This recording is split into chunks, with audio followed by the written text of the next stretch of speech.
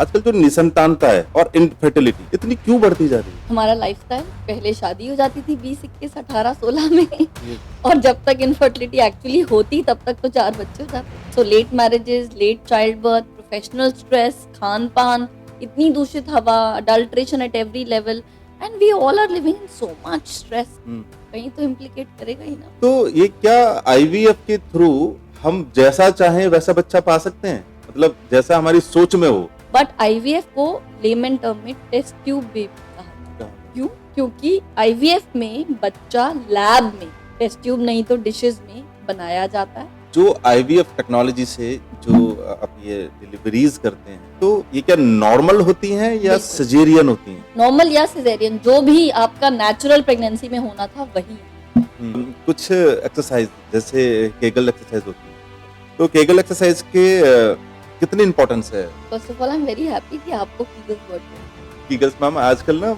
हर घर में जो एक माँ बन रही है, तो कहीं ना कहीं उसकी जो डॉक्टर होती है वो इन चीजों के बारे में आजकल बताने लगे So हैं। that means we have good doctors around us. Kegels exercises आपको आपकी जो लोअर बॉडी है उसकी मांसपेशियों को स्ट्रॉन्ग करती है। हेलो व्यूअर्स एंड सब्सक्राइबर्स, मैं Ravindra Sharma talk with Ravindra Sharma show में आपका बहुत बहुत स्वागत करता हूं। वैसे तो मैं हर बार आपको एक नई एजुकेशन और एक नई इन्फॉर्मेशन देने का वादा करता हूं और हम देते भी हैं, लेकिन आज जिस टॉपिक पे हम आपको एजुकेशन और इन्फॉर्मेशन देंगे वो होगा आईवीएफ। इसीलिए आज हमारे स्टूडियो में मौजूद हैं doctor Aradhana, gynaecologist and IVF expert.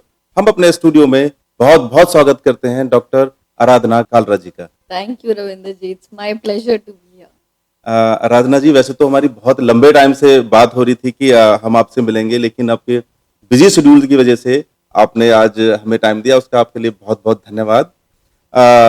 मैं आपको बताऊं आराधना जी, डॉक्टर साहब, कि आपका जो टॉपिक है आईवीएफ, मतलब बिल्कुल मेरी समझ से बाहर है, मैं बिल्कुल ब्लैंक हूँ उस चीज में, लेकिन हमारी टीम ने और आपसे मिलकर कुछ क्वेश्चंस हमने आपके लिए बनाए हैं जिनके थ्रू हम अपने व्यूवर्स को बता सकें कि आईवीएफ होता क्या है क्या चीज। तो आज हम आपसे इसी बात के ऊपर चर्चा करेंगे। मैं फिर बता दूं आपको, मैं बिल्कुल ब्लैंक हूं उस चीज के बारे में, मुझे बिल्कुल नहीं मालूम है, लेकिन आज आपसे हम एजुकेट होंगे इस चीज के लेकर। तो डॉक्टर साहब, सबसे पहले मैं हमेशा अपने पॉडकास्ट में सबसे पूछता हूँ और ये लाइन मैं हमेशा दोहराता हूँ कि आप कुछ अपने बारे में बताएं, अपनी जर्नी के बारे में बताएं, कैसे आप इस सेक्टर में आए हैं और इसमें कैसे आप पहुंचे। आपको पता है आप अगर आजकल स्कूल्स में देखें, क्लासरूम्स में देखें, मेडिकल वाला बैच जो है वो नॉन मेड और कॉमर्स के बैच से 1/4 रह गया। यस। मुझसे कल किसी ने पूछा था कि जो एस्पायरिंग बच्चे हैं 12वीं पास वाले, उनके लिए क्या मैसेज देना चाहते हो। मेरा एक ही मैसेज था कि अगर मेडिसिन चुननी है तो उसके लिए बहुत जुनून और जज्बा चाहिए, नहीं तो otherwise medicine is very tough. सिर्फ एग्जाम निकालना नहीं, जब हम एग्जाम निकालते हैं ना, हमें बोला जाता है एमबीबीएस निकाल लो राजा। एमबीबीएस निकालने के बाद पता लगता है वी स्टैंड नोवेयर। फिर निकाल लो एमएस राजा, बेसिकली स्पेशलाइजेशन एग्जैक्टली, और अब एमएस के बाद सुपर स्पेशलाइजेशन है। फिर दिन रात कोई भी इंसान कुछ गलती करेगा तो सॉरी बोल देगा, हमारी गलती से तो जान चली जाएगी, सॉरी का तो कोई स्कोप ही नहीं है। सो ऐसे ही अब इनफर्टिलिटी में मैंने शादियां टूटती देखी, जहाँ जब बच्चा नहीं हो पाया या डिलीवरी के दौरान कुछ प्रॉब्लम हुई, बच्चा हैंडीकैप्ड हो गया, शादियां टूट गई। बिल्कुल। सो जब तक सब अच्छा चलता है सब बढ़िया है, और आजकल जहाँ इसका जरा रेशियो सा बहुत कुछ ज्यादा होता बढ़ है रहा है। तो वहाँ life change and that's where we come in. So there's a lot of responsibility on us when we do anything. So that's why I tell everybody, medicine चुन रहे हो तो उसके लिए बहुत जुनून चाहिए, बहुत पैशन चाहिए। मेरी journey, people who know me would know, आपको भी शायद पता होगा, फरीदाबाद से ही अगर हैं, 1994 में दशहरा ग्राउंड में एक एक्सीडेंट हुआ था on the Dussehra day. In that accident my younger brother was there and after 16 days of struggle we lost him। और वो छोड़िए, वो दिन तो याद करके अब कोई फायदा नहीं है। many died and हमें कोई उम्मीद भी नहीं थी। हमने उसी समय, एक एक्सीडेंट हुआ था जहाँ एक बच्चे ने आरक्षण के पीछे खुद को आग लगाई थी और उसके 86% बर्न्स थे एंड ही सर्वाइव्ड। मेरे भाई को 41% बर्न्स थे and we were very sure कि वो घर वापस आ जाएगा और मैं उसकी घर वापसी की तैयारी कर रही थी दिवाली के आसपास and one fine day I was called and we lost it. तो मुझे उस दिन लगा कि परिवार में एक डॉक्टर होना बहुत जरूरी है। हमें हवा भी नहीं थी, हम शायद उसको बेहतर हेल्थ केयर दे पाते अगर हमें कुछ भी पता होता। That was the reason that I became a doctor. Fortunately my parents were blessed with another child so I could leave them and go and pursue education. एक बार निकले 12वीं के बाद 15 साल तक तो लौटते ही नहीं है। तो that was the reason for becoming a doctor and then doctor बनने के बाद समझ आया कि रोता बिलखता देखने से मुझे थोड़ी परेशानी होती है। So I wanted to bring happiness, you know, bring that moment of birth of a new life. आपकी स्पेशलिटी भी कहीं ना कहीं उसके यही लिए है। गायनी में घुसी और फिर गायनी के बाद देखा इनफर्टिलिटी में बहुत जरूरत है, it's so common and that's when I entered infertility. लेकिन कहीं ना कहीं किसी ना किसी स्टोरी के पीछे एक मोटिव होता है आदमी को ऊपर चढ़ने के लिए। एक रीजन, एक आपको एक मोटिवेशन बहुत जरूरी है। इंस्पिरेशन बेसिकली वहां से मिली है। तो डॉक्टर साहब आपसे, जैसे कि अभी आपने कहा इनफर्टिलिटी, तो हमारा जो पहला क्वेश्चन है हम उसी पर बात करना चाहेंगे आपसे। आजकल जो निसंतानता है और इनफर्टिलिटी इतनी क्यों बढ़ती जा रही है? हमारा लाइफस्टाइल, पहले शादी हो जाती थी 20, 21, 18, 16 में यस, और जब तक इनफर्टिलिटी एक्चुअली होती तब तक तो 4 बच्चे हो जाते थे। यस, उसके so late marriages, late child birth, professional stress, खान पान, इतनी दूषित हवा, adulteration at every level and we all are living in so much stress. कहीं तो इम्प्लीकेट करेगा ही ना वो हेल्थ को। स्ट्रेस से इतनी हार्ट अटैक, ब्लड प्रेशर चीजें होती हैं इतनी, तो फर्टिलिटी पे भी असर आएगा। So our lifestyle has a major impact. Then again यही late marriages, late child birth, professional हमारे aspirations. So by the time now people think of getting pregnant or plan of having a pregnancy, by that time usually a lot of disturbances already set in. Okay, तो doctor साहब आपको क्या लगता है किस as में एक perfect as कौन सी होती है जब किसी की शादी या मैरिज होनी चाहिए? दो तरीके के सवाल होते हैं, परफेक्ट एज शादी की और परफेक्ट एज बच्चा पैदा करने की, राइट? वैसा अब शादी के बाद ही बच्चा होगा ना? आजकल लोग 6 से 7 साल शादी के बाद भी तो रुकते हैं ना। ओके, मतलब पहले हम शादी नहीं हो गई नहीं है नहीं पहले नहीं कुछ। नहीं, मैं ओके। कहना चाहती हूँ परफेक्ट एज शादी की।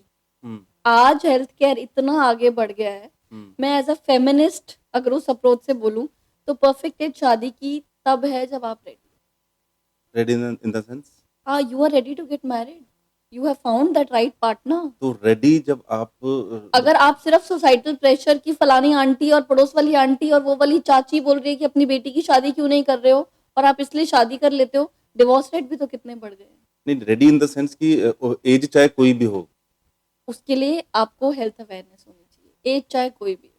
मतलब आप हेल्दी रहने चाहिए बेसिकली। नहीं, आप अपना फर्टिलिटी, हम आएंगे आगे उस पर, आप अपना फर्टिलिटी चेक करा सकते हैं। लोग 35 पे भी शादी करते हैं आजकल, 39 पे भी शादी करते हैं। बट अगर उनको पता नहीं होगा कि अगर मैं 39 पे शादी कर रही हूँ तो मेरे पास ऑप्शन है कि मैं अपनी फर्टिलिटी क्लॉक को 32 पे ही फ्रीज कर दूं, तो फिर मुझे चिंता ही नहीं है ना, प्रेशर ही नहीं है शादी करने का।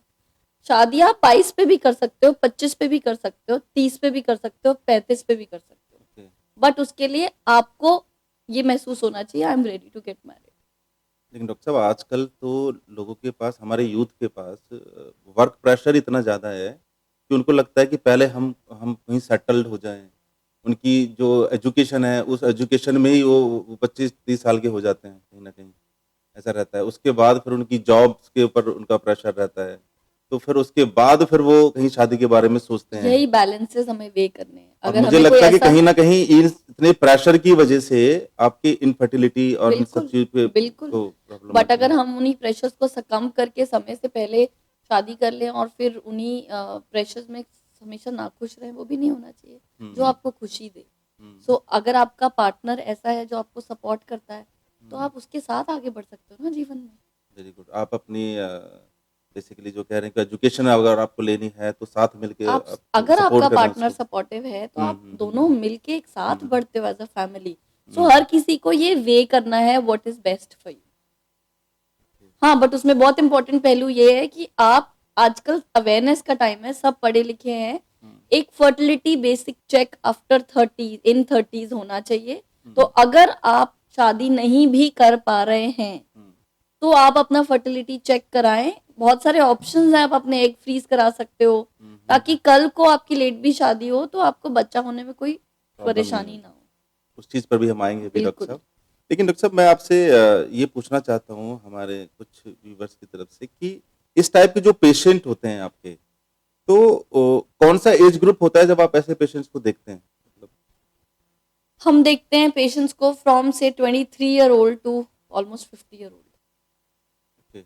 People who come to us, क्योंकि फर्टिलिटी की problems usually uh, more common 35 के बाद तो होती ही हैं। Okay. Okay, but younger age group में भी हो तो सकती मैम है। इसकी वजह क्या होती है डॉक्टर साहब कि बढ़ती एज होती है या बढ़ता प्रेशर होता है उनके ऊपर बहुत काम सारे का? कारण होते हैं। क्या बेसिक बेसिक कारणों पे बात करूं इसको तो थोड़ा-सा इलैबोरेट करेंगे ताकि बेसिक हमारे बेसिक समझ आ इनफर्टिलिटी पाए? या निसंतानता के कारणों पे बात करूं तो सबसे पहला मेल और फीमेल इक्वली रिस्पॉन्सिबल है। हुँ, 35% 35 से 40% फीमेल रिस्पॉन्सिबल है, 35 से 40% मेल रिस्पॉन्सिबल है, 10% में अनडायग्नोस्ड अनआइडेंटिफाइड कॉज होते हैं, 10% में अनएक्सप्लेन्ड, इस तरीके से होता है। हुँ, सो हम इक्वल रिस्पॉन्सिबल है। मेल में स्पर्म काउंट कम, अबनॉर्मल होना या ना हुँ, होना, हुँ, जिसके कारण होते हैं कभी कभी जेनेटिक, कि हुँ, स्पर्म बन ही नहीं रहे, हुँ, स्पर्म में रुकावट आ गई, हुँ, अल्कोहल, स्मोकिंग, कोई ऐसा काम आप करते हैं हुँ, जहाँ पे बहुत हीट प्रेशर एक्सपोज होता है। हुँ, बचपन में टेस्टिस इंग्वाइनल कुछ था, टेस्टिस नीचे डिसेंडेड थी नहीं, पता नहीं लगा। हुँ, बचपन में इन्फेक्शन होता है, मम्स वो हो गया जिससे हुँ, टेस्टिस या अंकुश पे इन्फेक्शन होने की वजह से कभी कोई स्वेलिंग आई। हुँ, आप सारा दिन लैप पे रख के काम करते हैं, so any heat which is exposing uh, your testicles to increase pressure will cause decrease sperm count. Uh, males में ये हो गए। फीमेल्स में बहुत सारे ऐसे कारण जिनसे ओव्यूलेशन, एग बनने और एग रिलीज होने में प्रॉब्लम होती है। पीसीओ आजकल बहुत कॉमन है, बहुत बहुत कॉमन। कॉमन है। यंग बच्चियां पीसीओ के साथ आती हैं, जेनेटिक प्रीडिस्पोजिशन है बट उसके साथ खान पान भी है। तो ये जो प्रॉब्लम आप पीसीओ की बता रहे हैं मैडम, इसका मेजर प्रॉब्लम किस वजह से ये होती है? कुछ ऐसा जेनेटिक, ओके, लाइफस्टाइल, तो बोथ। फर्स्ट होता है जेनेटिक, जेनेटिक मतलब हमें ये विरासत प्रीडिस्पोजिशन, में ही मिलता है, कहीं न थोड़ा कहीं, विरासत में, थोड़ा लाइफस्टाइल। अगर हम लाइफस्टाइल अच्छा रखें तो विरासत वाले पार्ट को कम कर कम सकते कर हैं। सकते हैं। फिर फीमेल्स में पीसीओ, अंडे से रिलेटेड प्रॉब्लम्स हो गई, पीसीओ हो गया, अंडे दाने में हुँ, कोई गांठ हो गई। हुँ, हुँ, ट्यूबरकुलोसिस इंडिया में कॉमन कॉज है, बोथ मेल एंड फीमेल्स। हुँ, जो मतलब जेनाइटल ट्रैक्ट का ट्यूबरकुलोसिस होता है, टीबी सिर्फ खांसी का नहीं ओके, होता। एंड देन ओबेसिटी, कितना मोटापा आजकल कॉमन है, जंक फूड खा खा कर जहर खाते हैं हम, तो बेसिकली ओबेसिटी भी हम हमारा जो रूटीन का बहुत खान-पान है, उसका बहुत बड़ा इम्पैक्ट पड़ता है बहुत हमारी लाइफ में। अंडरवेट, बहुत ओवरवेट। ओके, अगेन फीमेल्स में भी अल्कोहल, स्मोकिंग, हुँ, उसके अलावा बच्चेदानी की प्रॉब्लम्स, हुँ, अंडेदानी के problems and genetic factors, again बहुत सारे ये सब मिलके you uh, know are responsible. And age की वजह से एग्स कम होने शुरू हो जाते हैं। 35 के बाद हमें ऑटोमेटिकली, हम females limited number of eggs के साथ पैदा होती हैं, 35 के बाद वो एग्स कम होते हैं, 37 के बाद तेजी से, और कम होते 40 के हैं। बाद उन एग में अबनॉर्मलिटीज भी बहुत ज्यादा हो जाती है, मिसकैरेज रेट बढ़ जाते हैं, प्रेगनेंसी चांस बहुत कम हो जाते हैं। ओके, दैट्स वाई अगर 35 तक शादी नहीं हो रही या 35 के बाद आप अभी प्रेगनेंसी नहीं प्लान कर रहे, व्हाटसोएवर रीजन, हुँ, तो हुँ, उसके आसपास एक इवैल्यूएशन करा के एग या एम्ब्रियो बना के फ्रीज करना आपके लिए वो ऑप्शन है जिससे आप आगे जब चाहो अपने बच्चे कर सकते ओके। अच्छा डॉक्टर साहब एक चीज़ बताइए, जो पेशेंट आपके पास आते हैं, वो उन्हें कब डिसाइड करना चाहिए कि हमें एक इनफर्टिलिटी स्पेशलिस्ट डॉक्टर के पास हमें कब जाना चाहिए? हो। छोटी छोटी चीजें, हुँ, अगर शादी 35 के बाद हुई है हुँ, तो इमीडिएट जाओ, इमीडिएट कंसल्टेंसी लेनी चाहिए। इमीडिएट। ओके, वेट मत करो कि पहले नेचुरल ट्राई कर लें, कौन सा हम हुँ, पकड़ के आईवीएफ कर देंगे। एक ओके, बेसिक चेकअप करेंगे, सारा कुछ बढ़िया है तो will guide you uh, uh, how uh, to try, how to try. When to try, what is your most fertile period. Basically okay, आप उनको बता पाओगे कि यस, आप आपका स्ट्रेंथ क्या है यस, बेसिकली यस। और इससे क्या होगा? एंड अदरवाइज अगर आपको 1 साल हो गया रेगुलर इंटरकोर्स में करते हुए और हुँ, फिर भी नहीं हो रहा प्रेगनेंसी, तो एक इवैल्यूएशन। ओके, अगर आपको पीरियड्स की कोई भी प्रॉब्लम है, बहुत कम आ रहा है, बहुत ज्यादा आ रहा है, बहुत लेट आ रहा है, बहुत जल्दी आ रहा है, हुँ, मिलिए। हुँ, पीरियड्स के दौरान या संबंध रखते वक्त बहुत पेन है, मिलिए। पहले कोई सर्जरी हुई है ओवरी की, या हस्बैंड को मैंने जैसे बताया बचपन में इन्फेक्शन हुआ है हम्म। और पहले कोई सर्जरी हुई है या इंटरकॉर्स करने में ही कोई इश्यूज हैं, सेक्सुअल डिसफंक्शंस हैं, please sexologist as well as gynaecologist, fertility specialist से मिलना मिलिए। चाहिए। कोई भी कैंसर हुआ है दोनों में से किसी को, हम्म। कोई रेडियोथेरेपी, कीमोथेरेपी, कोई सर्जरी हुई है, तो कोई better to हिस्ट्री, get- पुरानी हिस्ट्री अगर कोई Exactly, रही है तो exactly. डिस्कस करनी चाहिए। बिल्कुल मिलकर we need your fertility check कि कहाँ पर हो। Okay. और अगर आप का AMH एक टेस्ट होता है, ब्लड टेस्ट है, बहुत सरल सिंपल, वो बताता है कि आपके एग्स कितने हैं। अगर आप नेचुरल ट्राई करा रहे हैं, गायनेकोलॉजिस्ट के पास जा रहे हैं, बट आपका AMH कम है, तो आप हमारे बिल्कुल व्यूवर्स को ये मिलना बताना चाहेंगे कि वो टेस्ट कौन सा होता है और ब्लड उनको वो टेस्ट है मेल का, सिंपल, सबसे पहले 2 टेस्ट। आप किसी के पास भी जा रहे हैं, हस्बैंड वाइफ दोनों इकट्ठे जाएं।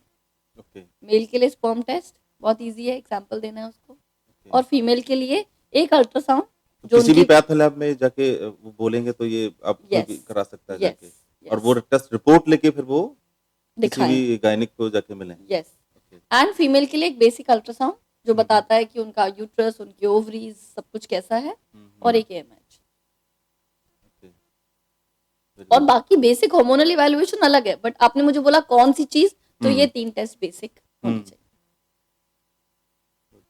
डॉक्टर साहब एक चीज और बताइए, लोगों के ना कहीं दिमाग में उनको एक मिथ है, पता नहीं ये कितना सही है कितना गलत है, वो तो आप ही बताएंगे, कि जो टेक्नोलॉजी है आज, ये IVF जो आप करते हैं और स्पेशलाइजेशन भी आपकी इसमें, तो ये क्या IVF के थ्रू हम जैसा चाहें वैसा बच्चा पा सकते हैं, मतलब जैसा हमारी सोच में हो और वो हम डॉक्टर से डिस्कस करें, तो क्या ऐसा भी होता है कि उनको वैसा ही बच्चा मिल जाए? आप IVF कराएंगे तो बच्चा आपका होगा, आप ही पर जाएगा, ऋतिक रोशन पर तो नहीं जाएगा। ओके। बट जो आपने कॉन्सेप्ट बोला, this concept is well known, it is called designer baby. Okay. Social reasons की वजह can you say, please elaborate for designer baby? Social reasons की वजह से ये एक्सेप्टेबल नहीं है, but there is a concept, by changing genes we can put in gene for blue eyes, for yes this, yes ये सब किया जा सकता है बट करा नहीं जाता। वन, दूसरा आपने पूछा जैसा चाहे बच्चा वैसा, तो हमारा IVF में मेन मोटो क्या है, आपको आपका बच्चा मिले, आपके जीन और आपकी वाइफ के जीन, ये हमारा मेन पर्पस। नहीं तो एक बाहर से लेकर या स्पर्म बाहर से लेकर तो किसी भी उम्र में बच्चा हो जाएगा। तो उसके लिए तो सिंपल है, baby would be on you. But अगर कोई पेरेंट में कोई जेनेटिक म्यूटेशन है, कोई ऐसी बीमारी है जो आगे जानलेवा हो सकती है, तो हम IVF में जेनेटिक टेस्टिंग करके वो म्यूटेशन जिस एम्ब्रियो में नहीं है वो डाल के प्रैक्टिकली आपकी अगले जनरेशन से वो म्यूटेशन हटा सकते। This is having a baby the way you want, that's what I will be. मतलब आप ये कहना चाह रहे हैं कि ये पॉसिबल है कि बिल्कुल, आप जैसा बच्चा बिल्कुल। चाहें वैसा आपको मिल सकता है। सोशली एक्सेप्टेबल नॉर्म्स में मैं जैसा बच्चा चाहे वैसा मिल सकता है। मैं ये कहूंगी कि अगर कोई म्यूटेशन है तो टेस्टिंग करके हम जिसमें म्यूटेशन नहीं है वो डालें, ताकि आगे जीन में वो आपकी प्रोजेनी में वो म्यूटेशन ना जाए। बट जैसा चाहे वैसा, वो डिजाइनर बेबी कॉन्सेप्ट वो ऑब्वियसली किताबों में है, वी डोंट डू इट। अच्छा, यहाँ मेरा एक और क्वेश्चन है आपसे कि क्या मतलब ये प्रोसेस सारा नेचुरली है, मतलब ये क्या नेचर के अगेंस्ट तो नहीं है, या नहीं। ये कैसे इसको हम डिफाइन करेंगे? इनफर्टिलिटी का ट्रीटमेंट सिर्फ IVF नहीं होता। ओके, कई बार पेशेंट हमारे पास आता है, हम कुछ टेस्टिंग करते हैं जैसे ट्यूब टेस्ट, और उसके नेक्स्ट साइकिल में ही पेशेंट प्रेग्नेंट हो जाता है। ओके, कई पेशेंट नेचुरली प्रेग्नेंट होते हैं, हम एग का प्रॉब्लम है, हम एग रिलीज कराते हैं, फिर नेक्स्ट स्टेप होता है IUI तक मैं कहूंगी बहुत हद तक नेचुरल है, सिर्फ स्पर्म बना के डाल दिया अंदर क्लीन करके। बट IVF को लेमन टर्म में टेस्ट ट्यूब बेबी कहा जाता है। क्यों? क्योंकि IVF में बच्चा लैब में, टेस्ट ट्यूब नहीं तो डिशेस में बनाया जाता है, और 3 या 5 दिन का बच्चा बना के अंदर रखा जाता है, उसको फिर माँ के पेट में रखा जाता जी, है, आप ये यूट्रस कहना में चाह रहे रखा हैं? जाता है। तो अब आप इसको जैसा भी कहें कह सकते हैं कि ये तो नेचुरल क्या या ये synthetic। नेचुरल प्रोसेस है? जहां तक हमने लैब में करा वो तो हमने नेचुरली, उसमें भी IVF में भी स्टेप है, IVF या ICSI। IVF means in vitro fertilization, मतलब इन विट्रो मतलब बाहर, आउट ऑफ बॉडी। तो उसमें हम एक डिश में स्पर्म और एग फीमेल का एग और मेल का स्पर्म एक डिश में इन मीडिया रख देते हैं और वो एग अपने आप स्पर्म जाके एग को फर्टिलाइज करता है। ओके, और इक्सी उसका एक स्टेप फर्दर है जिसमें एक अंडे के अंदर एक स्पर्म को इंजेक्ट करा जाता है, एम्ब्रियोलॉजिस्ट इंजेक्ट करके बच्चा फर्टिलाइज कर देता है और फिर दोनों ही प्रोसेस में बच्चा बना के हम अंदर रखते हैं। तो यहाँ तक तो ऑब्वियसली वो आर्टिफिशियल हो गया, outside of your body, and then we put them in. Doctor साहब देखिए, ये क्वेश्चन आपसे पूछने का मतलब सिर्फ इतना था कि लोगों के दिमाग में कहीं ना कहीं एक एक डर डर। है। हाँ हाँ बिल्कुल, स्पेशली एक अगर डर हमारे रहता है पास कि पेशेंट गांव से आता है या थोड़ा ऑर्थोडॉक्स जहाँ एजुकेशन का थोड़ा अभाव है वहां से आता है, तो उनको ये बहुत चिंता होती है कि आईवीएफ में हमारा अपना बच्चा नहीं होगा। इसीलिए ही आईवीएफ टैबू है, लोग अपने सगे रिश्तेदार को भी नहीं बताते कि हम आईवीएफ करा तो के उसकी आए। आप काउंसलिंग करते हैं, कैसे उसको ऑब्वियसली समझाते हैं? कोई भी डॉक्टर आपकी मर्जी के बिना आपका स्पर्म एग के अलावा कोई और नहीं डालेगा, वो आप ही का बच्चा है। और किसी कारण से आपको एग या स्पर्म अगर बाहर से चाहिए तो वो आपको बताया जाएगा 10 बार, आपसे साइन कराए जाएंगे, आपकी रजामंदी होने के बाद ही करा जाएगा। That is also consent basically obviously that is also a procedure for who need it. कई बार मेल और female are born without eggs और स्पर्म, तो उनके लिए वही ऑप्शन है। डॉक्टर साहब एक और आईवीएफ से रिलेटेड ही मैं एक बात और पूछना चाहूंगा आपसे। आईवीएफ से 100% प्रेगनेंसी के चांसेस होते बिल्कुल हैं? नहीं, बिल्कुल नहीं। 100% मनी बैक गारंटी, ये सब बहुत खराब चीज है पेशेंट को फंसाने के लिए। नहीं, कई बार लोग आते हैं और मुझे लगता है कि पैसे भी ठीक ठाक लगते होंगे, तो क्या हम एक डॉक्टर की तरफ से उनको ये अश्योरेंस मिलता है कि डॉक्टर का धर्म है सच बोलना, यस, ट्रांसपेरेंसी रखना। हम खुदा तो नहीं है, तो मेरे पास भी ऑलमोस्ट 100 के 100 तो प्रेग्नेंट नहीं होते, बट अगर कोई एक दो कुछ बच जाते हैं जो प्रेग्नेंट नहीं होते, तो वो ये कहते हैं मैडम आपने अपना पूरा करा, हमें आपसे कोई परेशानी नहीं है। That's what we earn, the transparency. जब मरीज आता है we explain them everything, what is the procedure, कैसे करा जाता है, क्या टाइमलाइन है, क्या कॉस्ट है, क्या success rate. The success rate of IVF varies from 40% to now up to almost 80%, depending upon what is done, where is it done, who's doing it. क्या ये जो टेक्नोलॉजी आईवीएफ टेक्नोलॉजी से आप लोग के ये सब करते हैं, तो क्या ये पेनफुल होता है क्या कहीं पर? हाँ, ये बहुत डर होता है मरीजों लोगों को कि कहीं ना IVF कहीं बहुत painful डर है। होता है, उनको ये लगता है कि भाई हमें दर्द होगा, बहुत ज्यादा परेशानी आएगी, तो कुछ ऐसा होता है क्या इसमें? IVF में 2-3 शॉर्ट स्टेप्स है। सेकंड आपने मिले, अल्ट्रासाउंड हुआ, इंजेक्शन दिए गए, इंजेक्शन 8 से 11 दिन के लिए दिए गए। इंजेक्शन इंसुलिन वाले इंजेक्शन होते हैं, वेरी सिंपल, खुद लगा सकते हैं, प्रैक्टिकली पेनलेस। और उसके बाद एग पिकअप करा, अंडे निकाले, जो अंडा एनेस्थीसिया होता है 5 मिनट लगते हैं हमें और कोई पेन नहीं होता। उसके बाद जो लैब का काम करके बच्चा बना के रख दिया। यहाँ तक प्रोसीजर प्रैक्टिकली पेनलेस। आईवीएफ करने बच्चा रखने के बाद बहुत सारे सेंटर्स कुछ दिन के लिए, रिजल्ट आने तक 14 दिन, ऑल्टरनेट डे या डेली एक इंजेक्शन लगाते हैं जो पीछे हिप्स में लगता है, जो थोड़ा पेनफुल है, एंड दैट्स इट। अब जब प्रेग्नेंट हो जाते हो तो वो सारा पेन भूल जाता है, और खुदा ना करे कोई नहीं खुशी होता, घर में आती है बेसिकली, हाँ, उस खुशी के खुदा ना सामने करे वो कोई, पेन कुछ नहीं है। एग्जैक्टली, तो कोई अगर नहीं होता तो उसको वो तकलीफ याद रहती है। हियरसे पे नहीं जाना चाहिए, एक्सपर्ट से मिल के डिस्कस करना चाहिए। इट्स सी आईवीएफ में सिर्फ फिजिकल पेन नहीं है, इनफर्टिलिटी में पर से फिजिकल पेन नहीं है, इमोशनल पेन है, फाइनेंशियल स्ट्रेस है और फिजिकल। सबसे तो ये ज्यादा फाइनेंशियल तीनों, स्ट्रेस, सबसे ज्यादा फाइनेंशियल नहीं है, क्योंकि आजकल आईवीएफ उतने में हो जाता है जिसमें नैनो घड़ी भी नहीं आती, यहाँ अच्छा, बच्चा आ रहा है। अरे my God.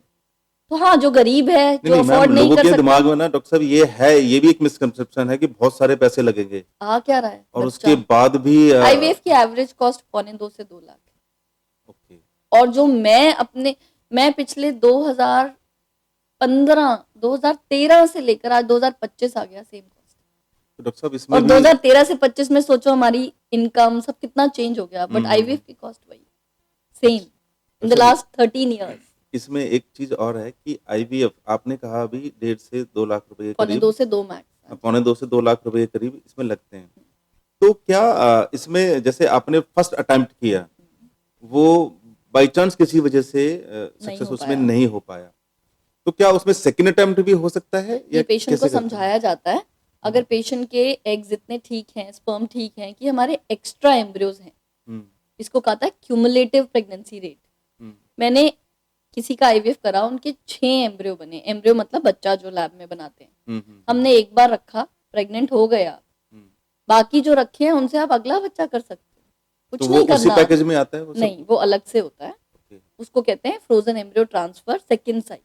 Hmm, hmm, hmm, but वो बहुत बेयर मिनिमल अमाउंट होता है, 40-45 हजार में सेकेंड साइकिल हो जाता है अगर आपके एम्ब्रियो रखे हैं तो। हुँ, चाहे वो आप दूसरे बच्चे के लिए आए या हुँ। खुदा ना करे आपका रिजल्ट नहीं आया या कोई मिसकैरेज हो गया, तो सेकेंड साइकिल इतने में। डॉक्टर साहब, अभी थोड़ी देर पहले आपने हमारे ही कन्वर्सेशन में आपने एक शब्द यूज़ किया था, एग फ्रीज़ करा लेते हैं कुछ लोग। तो मैं इसी चीज़ को एलाबोरेट करना चाहूँगा आपसे, स्पर्म या एग फ्रीज़ क्यों कराने चाहिए? इंश्योरेंस। मैंने बोला आईवीएफ का मेन पर्पस क्या है, आपको आपका बच्चा देना। हुँ, अब आजकल आपको पता है कि सबको, आप खुद ही बोल रहे थे कि सबको प्रोफेशनली सेटल होना है, पैसे भी कमाने हैं, हुँ, जॉब्स भी ज्वाइन करनी है, उसके बाद शादी करनी है, या शादी कर ली तो अभी बच्चा लेट करना है, हमें एंजॉय करना है अभी 3-4 साल। हुँ, बहुत कॉमन है ये, बच्चों से आप सुनते हैं। हुँ, तो जब उनको लगेगा अब बच्चा करना है, तब तक हुँ, देर ना हो जाए, ओके, गाड़ी ना निकल जाए।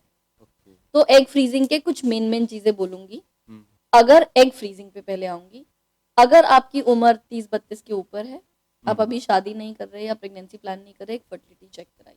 ओके, अगर आपके 35 उम्र हो गई है, एग फ्रीज करा लीजिए।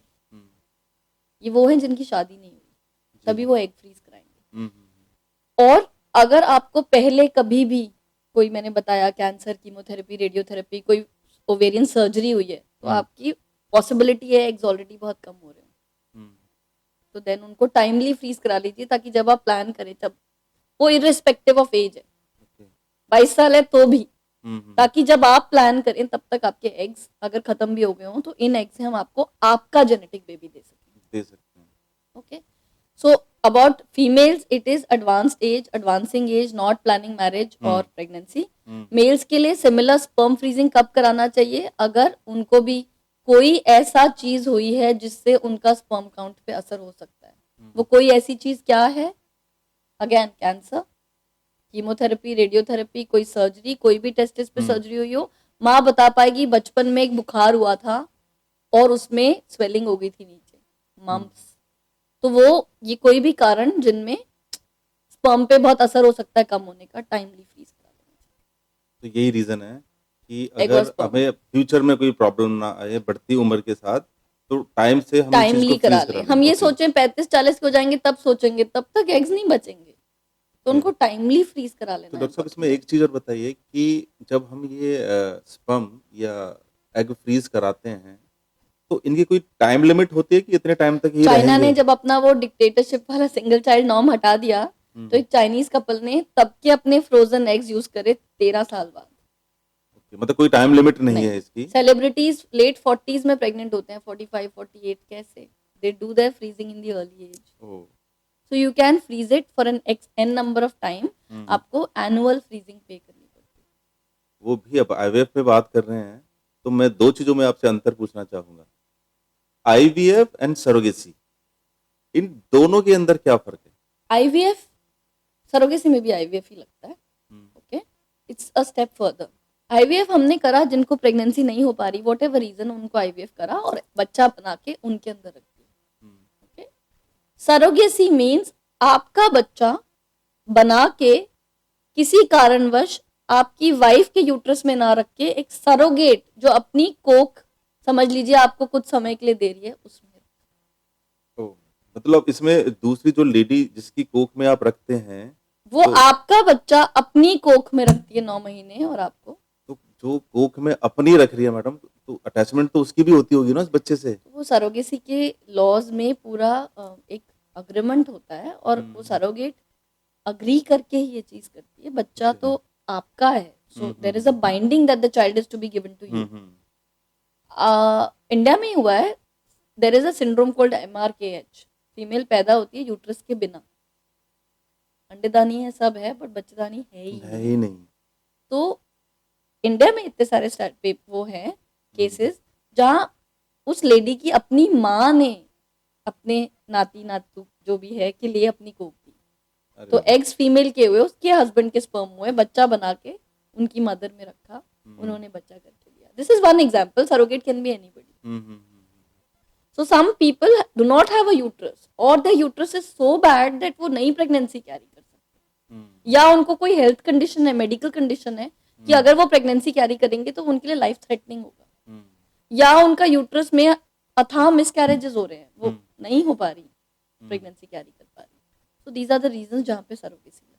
डॉक्टर साहब, आपकी जितनी भी एंटायर प्रैक्टिस अभी तक हुई है, उस प्रैक्टिस में आपके अनुभव में कोई ऐसी स्टोरी या कोई ऐसा केस आपके बीच में आया है कि जिन्होंने, वैसे भी मैं तो कहूंगा, मैं क्या कहूंगा, पूरी दुनिया कहती है कि डॉक्टर्स तो भगवान का रूप होते हैं, उन्हीं को भगवान की संज्ञा दी हुई है, कि आपने कोई ऐसी फैमिली बनाई है जो इम्पॉसिबल था और उसको पॉसिबल किया हो? बहुत सारे. अरे माय गॉड. मैंने बोला ना कि इस प्रोफेशन के लिए जुनून और जज्बा चाहिए, और मैं तो वो थोड़ा सन की टाइप पैशनेट हूँ अपने काम के लिए. छोटी छोटी 3-4 बता देती हूँ, in not taking much of your time. 2018 में मुझे एक अवार्ड मिला था. मैंने अभी अभी आपसे बात करी, जो लेडीज जिनका बच्चेदानी नहीं होती, सरोगेसी लगता है, तो ये जो अवार्ड मिला था मुझे, ये कुछ ऐसे केसेस में सफलतापूर्वक प्रेगनेंसी और डिलीवरी के लिए था जिनकी प्रैक्टिकली, जिन्हें जीवन में कभी महीना ही नहीं आया था, जिनकी बच्चेदानी ना के बराबर थी, और उनको सबने कह दिया था कभी प्रेगनेंसी नहीं होगी. तो over a lot of time, a few months, उनको दवा से, सर्जरी से बच्चेदानी को ग्रो करके और फिर उसमें आईवीएफ करके उनको प्रेगनेंसी दी. उनमें से एक पेशेंट थी जो ऑलमोस्ट 7-8 शहरों में कम से कम 25 डॉक्टर से मिल चुकी थी. एक राजस्थान के ट्रक ड्राइवर की वाइफ थी जिसको लिख कर दे दिया था बांझो, कभी नहीं हो पाएगा, बच्चेदानी ही नहीं है. तो सिमिलर स्टोरीज, जिन्होंने कभी जीवन में नहीं सोचा था महीना भी आएगा, बच्चा तो बहुत दूर की बात. एंड एक और पब्लिकेशन है मेरी जिसमें यूरोपियन जर्नल में मेरा ये पेपर है, जो आज तक का दुनिया का ओनली केस है. अभी इसके बारे में बताओ ना हमारे व्यूअर्स को. तो ये पेशेंट आईवीएफ करा कर आई थी लखनऊ से, और ये समझ नहीं आएगा, डिफिकल्ट है टू अंडरस्टैंड.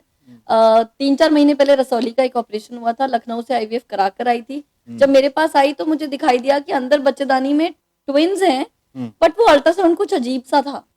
मैंने उनको एक रिव्यू अल्ट्रासाउंड बोला, वो लखनऊ वापस चले गए. 3 दिन बाद लौटे. मैं खुद हॉस्पिटल में अपने हस्बैंड की एक सर्जरी में मसरूफ थी. उनका फोन आया कि हम क्या करें. I called them, it's an emergency, आओ. जो भी था वो आए, इमीडिएटली ओटी में लिया गया. अंदर पेट में 3 litre blood. Oh my God. She had started bleeding, she was collapsing. तो मैंने देखा कि ट्यूब में बच्चा है, इंटैक्ट ट्यूब में बच्चा था, बट वो फटी नहीं थी. ब्लड कहाँ से आया? जहाँ से रसौली निकली थी बच्चेदानी में, वो बच्चेदानी की जगह पे बच्चा इम्प्लांट हुआ और वो फट गया, और वहां से नलके की तरह ब्लड बह रहा था.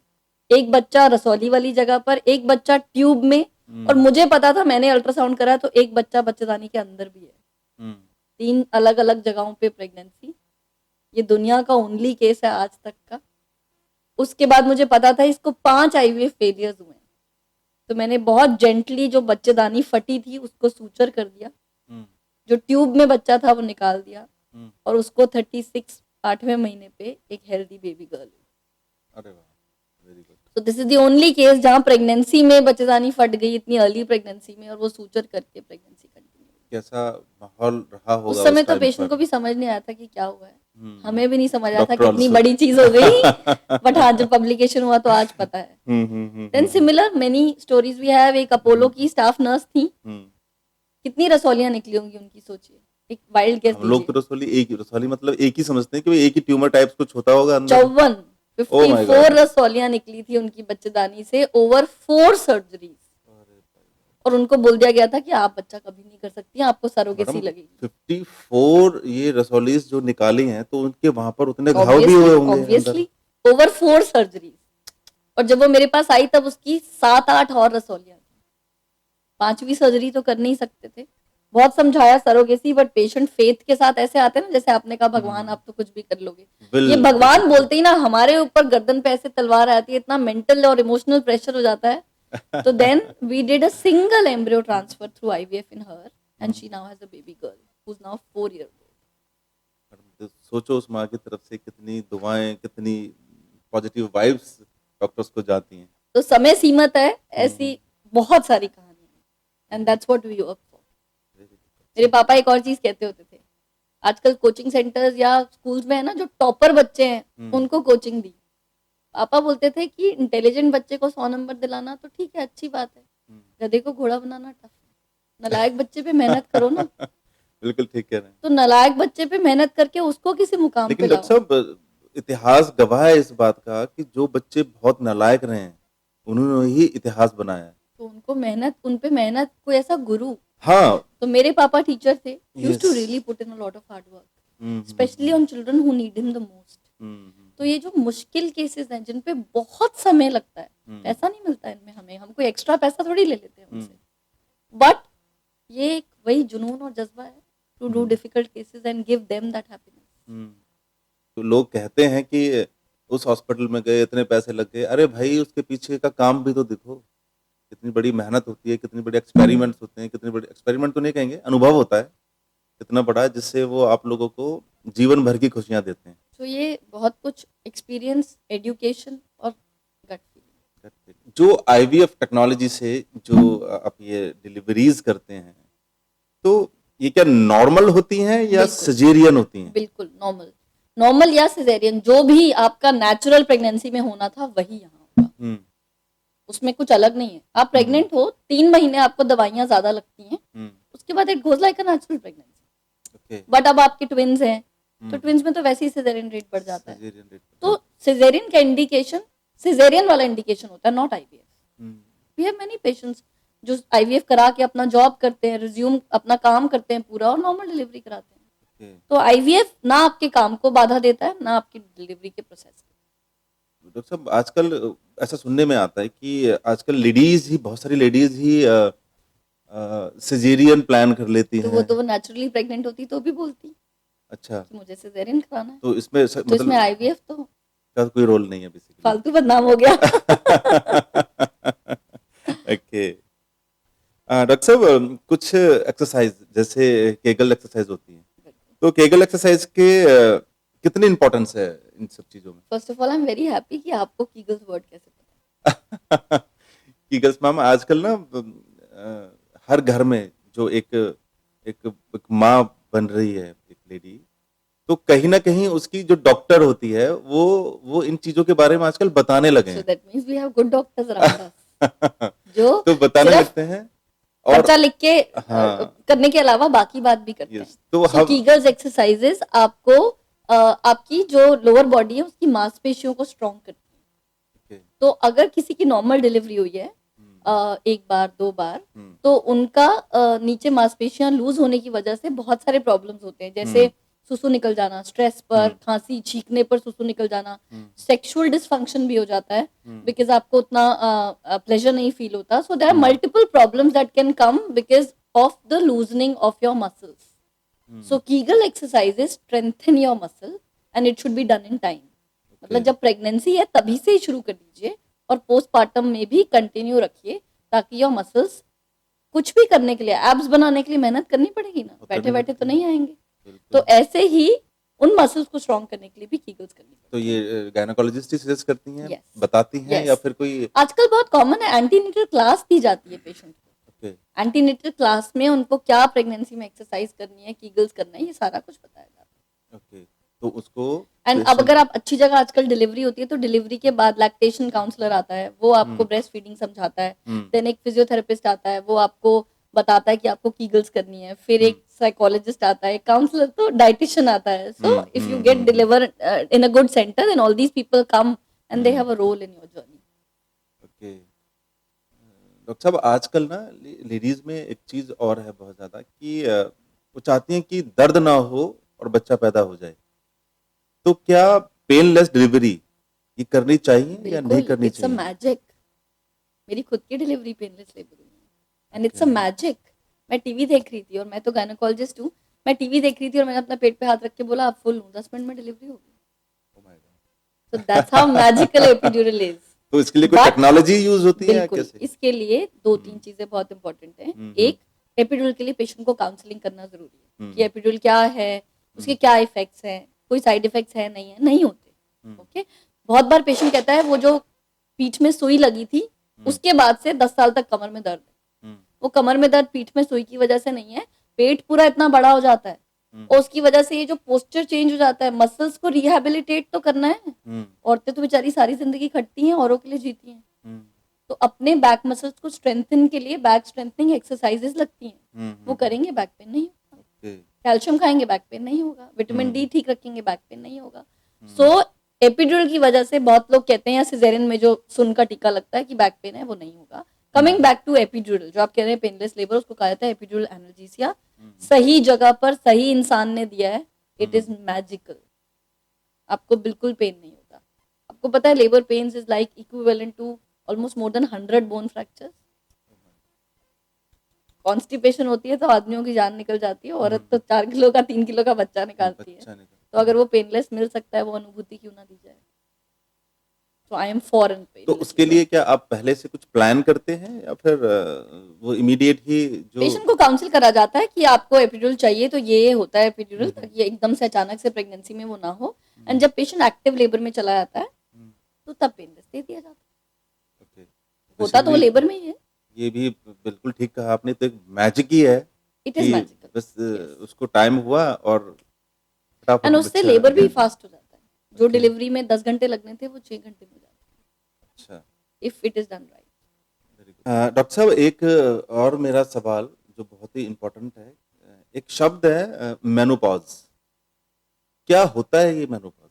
फीमेल्स का ना सब कुछ चलता है उनके हार्मोन्स की वजह से। थोड़ा शावन वो है, कभी किसी लड़की का मूड खराब हो तो बहुत इजीली लोग बोल देते हैं शी इज पीएमएसिंग। सुना है कभी? No, stands for? पीएमएसिंग मतलब उसके पीरियड्स आने वाले होंगे तो उसके मूड स्विंग्स हो रहे हैं। ओके। होते हैं, बिल्कुल होते हैं। तो हमारा जो भी मूड, इमोशन, ये बहुत ज्यादा हमारा हार्मोनली रेगुलेटेड होता है। तो मेनोपॉज वो समय है जब हमारी बॉडी में हमारी ओवरीज काम करना बंद कर जाती हैं और फिर हमारे हार्मोन्स ऑलमोस्ट खत्म हो जाते हैं। और ये जो हार्मोन्स हमारी skin health, body health, muscle health, bone health, heart health, इन सबको ये हार्मोन्स मैनेज करते हैं। And mood and libido. तो जब ये हार्मोन्स क्रैश करने लग जाते हैं, मेनोपॉज मतलब पीरियड का बंद हो जाना। ओके। जो अब्रॉड में जिसकी उम्र 50-51 है, इंडिया में जिसकी उम्र 46 है, सब कुछ गोज डाउन।